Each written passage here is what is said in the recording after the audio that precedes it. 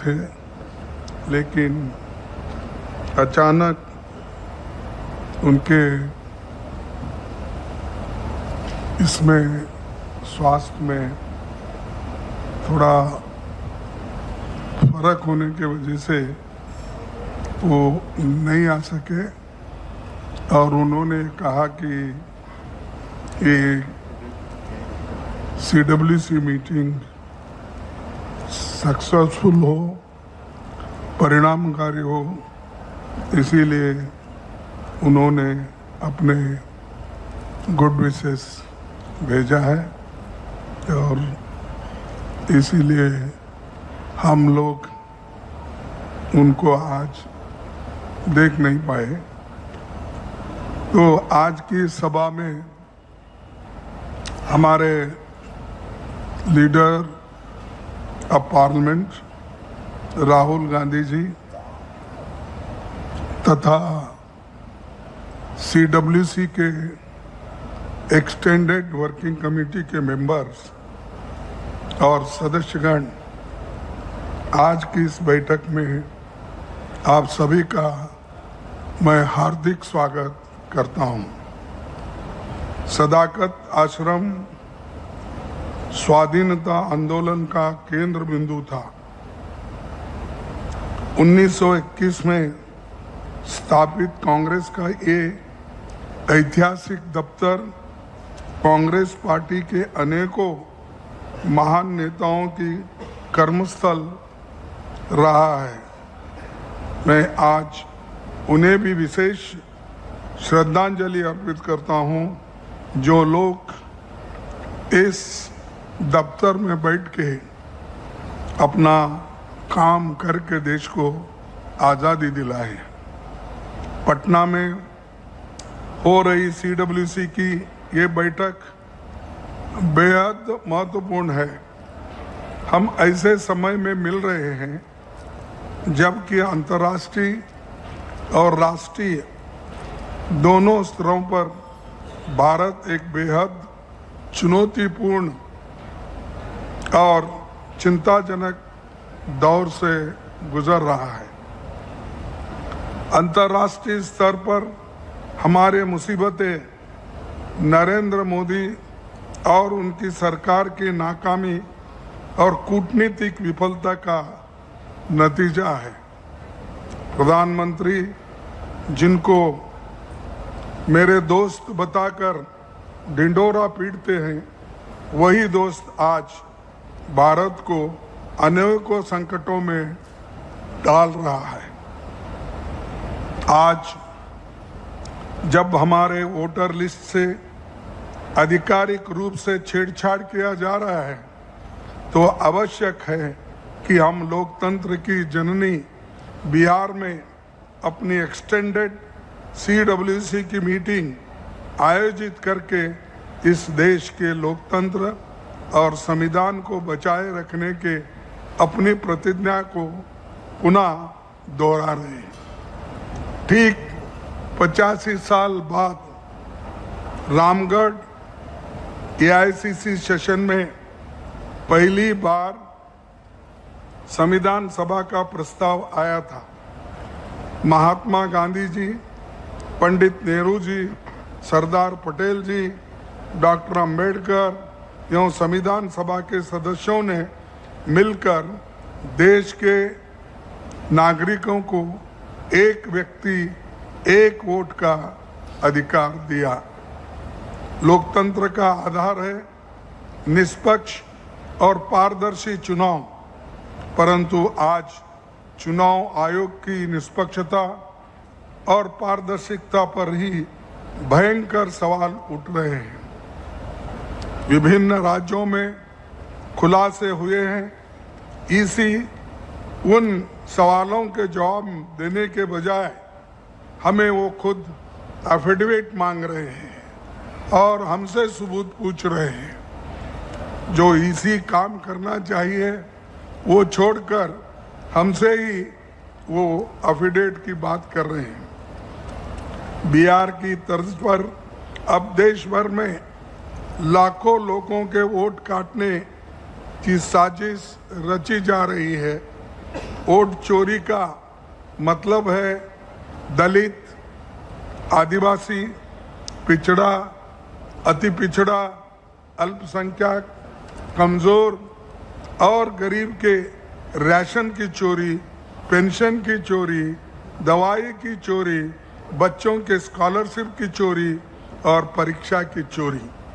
Voter अधिकार यात्रा की वजह से बिहार की जनता में इसके बारे में जागरूकता फैली और वो खुलकर राहुल गांधी जी के समर्थन में लोग आए, जुड़े और बहुत बड़ा फायदा कांग्रेस पार्टी को हुआ।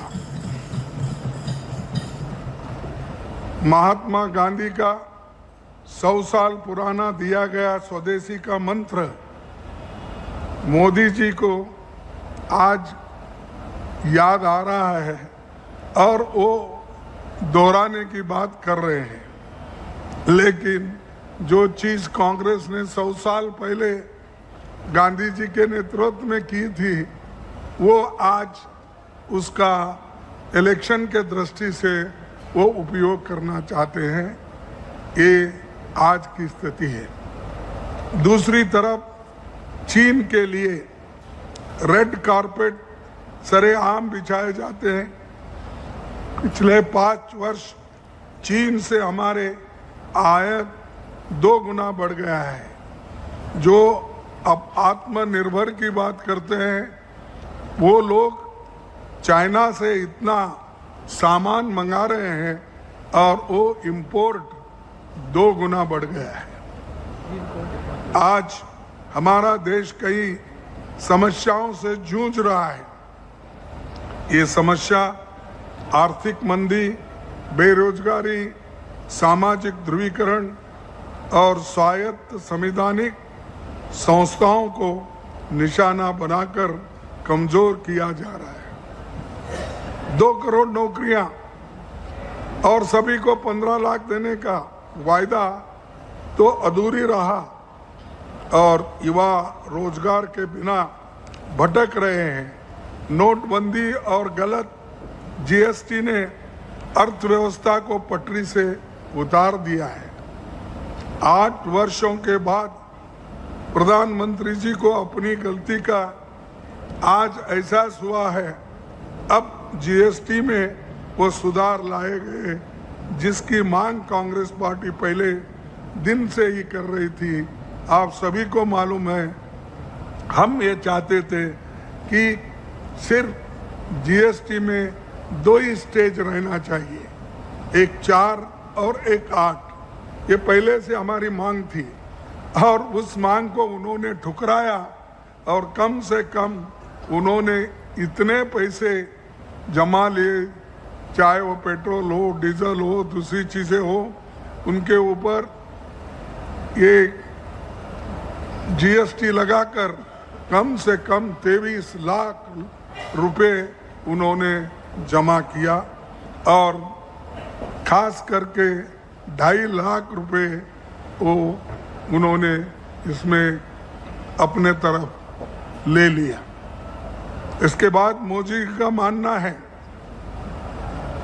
कि देशवासियों को अधिक खर्च करना चाहिए, परंतु जब पिछले 10 वर्ष में आमदनी ही नहीं बढ़ी, सिर्फ महंगाई बढ़ी है, तो लोग अधिक खर्च कैसा करेंगे? जब पैसा ही आपके हाथ में नहीं है, जब इनकम ही नहीं है, तो आप खर्च कैसा करेंगे? खर्च करना है तो आप नौकरी देना चाहिए, खर्च करना है तो हमारा प्रोडक्शन बढ़ना चाहिए, खर्च करना है तो हमको सरकार से अच्छे स्कीम जो वेलफेयर स्कीम्स है उसके लिए मदद करना चाहिए। लेकिन वो काम उन्होंने छोड़ दिया और जनता को अब गुमराह कर रहे हैं। मैंने 2 टैक्स लगाया, सिर्फ ये किया, तो ये एक बहुत बड़ा धोखा ये भी उन्होंने जनता को दिया है। ग्रामीण उपभोग 50 वर्षों में सबसे कम स्तर पर है, असमानता चरम पर है, अमीर ज्यादा अमीर बन गए गरीब और ज़्यादा गरीब बन रहे हैं। प्रधानमंत्री अपने वायदे के मुताबिक किसानों की आय दोगुनी नहीं कर पाए। 2020-21 के 3 काले कानून की वजह से आंदोलन चला। 750 से अधिक किसान शहीद हो गए। केंद्र की मोदी सरकार के साथ साथ अन्य राज्यों की भाजपा सरकार भी धार्मिक ध्रुवीकरण और सांप्रदायिक भावनाओं को ज्वलंत रखने के मौके वो तलाशती रहती है हमेशा के लिए। भाजपा ने जनवरी 2024 में आया नीतीश गया नीतीश कुमार को फिर से समर्थन देकर बिहार में एनडीए सरकार बनाई। नीतीश सरकार ने विकास का वायदा किया, लेकिन बिहार की अर्थव्यवस्था पिछड़ रही है और डबल इंजन सरकार की ये दावा जो था ये खोखला निकला और वो आज केंद्र से भी एक पैकेज भी नहीं ला सके। बिहार में मैं रोजगारी दर 15% से ऊपर है। हर साल लाखों युवा पलायन करते हैं। भर्ती घोटाले की वजह से युवा सड़कों पर आंदोलन करके पुलिस की लाठी खाते हैं। बिहार के किसानों की हालत शायद देश में सबसे खराब है। बाढ़ के कारण हर साल लाखों लोग कोसी और गंडक नदियों से नुकसान उठाते हैं। ये इस बात है कि बाढ़ प्रबंधन में सरकार पूरी तरह विफल रही है और उन्होंने इस तरफ जितना ध्यान देना चाहिए वो नहीं दे रहे हैं। प्रधानमंत्री ने अनेक मौकों पर बिहार के चीनी उद्योगों के पुनरुद्धार का वायदा किया, पर 10 साल बाद भी उनका वायदा झूठा ही रहा और एक कारखाना भी वो पुनरुत्थान नहीं कर सके और कोई चीनी उद्योग यहाँ पर नहीं आ सका। एनडीए गठबंधन में आंतरिक कलह अब खुलकर सामने है। नीतीश कुमार को भाजपा ने मानसिक रूप से सेवानिवृत्त कर दिया है। भाजपा अब उन्हें बोझ मानने लगी है और बिहार की 80% आबादी ओबीसी, ईबीसी, एससी, एसटी वर्गों से है। जनता जाति जनगणना और आरक्षण नीतियों में पारदर्शिता चाहती है। कांग्रेस पार्टी और राहुल गांधी जी ने केंद्र सरकार को घेर कर जाति जनगणना के लिए मजबूर किया है। बिहार में भी कांग्रेस महागठबंधन सरकार के कार्यकाल में जाति संरक्षण हुआ। मैं प्रधानमंत्री जी से पूछना चाहता हूं कि क्या मजबूरी है कि बिहार की जनता को सरकार द्वारा पारित 65% आरक्षण को संवैधानिक सुरक्षा नहीं दिलवा पाए। इतिहास गवाह है कि कांग्रेस सरकार ने तो आज से 30 साल पहले तमिलनाडु के लोगों के लिए 69% आरक्षण को संवैधानिक सुरक्षा दी, लेकिन यहाँ डबल इंजन की सरकार ये कर नहीं सकी। इसका उदाहरण यही है कि मोदी जी खुद वो नहीं चाहते कि बिहार आगे बढ़े।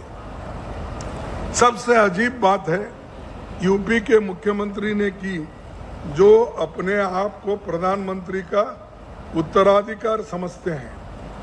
उन्होंने पहले आरक्षण के विरोध में लेख लिखा, अब उन्होंने जातियों के नाम पर होने वाली रैलियों पर रोक लगा दी है। क्या प्रधानमंत्री जी देश को बताएंगे कि एक तरफ हम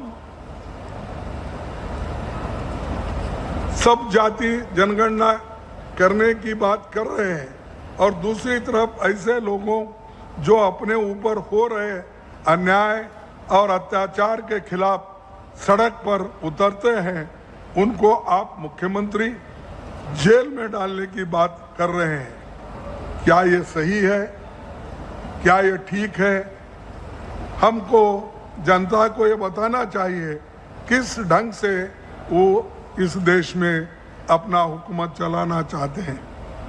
बिहार राज्य का शासन और प्रशासन लंबे समय से छुट्टी पर है। अपराध हर दिन, लूटपाट और हत्या की घटनाएं होती है। अपराध दर में निरंतर बढ़ोतरी हो रही है। स्कूलों में शिक्षकों की भारी कमी है और सरकारी स्वास्थ्य व्यवस्था पूरी तरह से ध्वस्त है और अस्पताल में दवाएं की भारी किल्लत है। एक साधारण बिहारवासी का बीमारी की स्थिति में या तो प्राइवेट अस्पतालों में जना शोषण किया जाता है या वो इलाज कराने के बिहार से बाहर जाने के लिए सॉरी मजबूर हो जाता है या वो इलाज कराने में बिहार से बाहर जाने से बहुत मजबूरी से जाता है। बिहार की जनता भाजपा का धार्मिक ध्रुवीकरण नहीं चाहती, वो विकास केंद्रित राजनीति चाहती है। वो अपनी सरकार से बेसिक लॉन्ग टर्म सॉल्यूशन चाहती है। वो विकास, रोजगार, सामाजिक न्याय और सुशासन का अधिकार चाहती है और यही कांग्रेस पार्टी की मांग है कि सुशासन, एक अच्छी सरकार देना और यहाँ के नौजवानों को नौकरी दिलाना और इन्फ्लेशन को कम करना, ये सारी चीज़ें हमारे एजेंडा में हैं। बिहार ने अपने ऐतिहासिक, सामाजिक और राजनीतिक योगदान में के माध्यम से भारतीय लोकतंत्र को न केवल मजबूत किया बल्कि यहाँ की जनता ने हमेशा सामाजिक न्याय और जन आंदोलन को बढ़ावा दिया। दलित, आदिवासी, पिछड़े, अति पिछड़े और अल्पसंख्यक वर्गों के उत्थान के लिए संघर्ष किया। मैं चाहता हूँ आज यहाँ से बिहार के पुनर्निर्माण का बिगुल फूंका जाए। कांग्रेस पार्टी अपने गठबंधन दलों के साथ मिलकर बिहार के लोगों को रोजगार, शिक्षा, स्वास्थ्य, सामाजिक न्याय और सुशासन मुहैया कराएगी। बिहार की जनता लंबे समय से स्वर्णिम बिहार का सपना देख रही है और हम सब मिलकर इसे साकार करेंगे। 2025 विधानसभा चुनाव न सिर्फ बिहार के लिए बल्कि पूरे देश के लिए मील का पत्थर साबित होगा। यहीं से मोदी सरकार के भ्रष्ट शासन की उल्टी गिनती और अंत की शुरुआत होगी। इन्हीं शब्दों के साथ मैं अपनी बात को समाप्त करता हूं और आप सभी को फिर एक बार धन्यवाद देता हूं कि आपने देश के कोने कोने से आए हैं और अपनी बात भी रखेंगे और जो हमको आदेश यहाँ से मिलेगा और जो चीज़ें हम इसके पहले किए हैं और ख़ासकर बिहार में जो राहुल गांधी जी ने वोट चोरी का जो मामला यहाँ से आंदोलन शुरू किया, ये आंदोलन को भी जारी रखना है। इधर बिहार के लोगों को भी देखना है और तीसरे तरफ ये भ्रष्ट सरकार को उखाड़ के फेंकना है। तो इसीलिए आप सभी का मैं कोऑपरेशन चाहता हूँ, सहकार चाहता हूँ। इसीलिए आप सभी लोग हमारे पार्टी को मदद करेंगे। इसी विश्वास के साथ मैं अपने बात को ख़त्म करूँगा। धन्यवाद। जय हिंद, जय कांग्रेस, जय बिहार।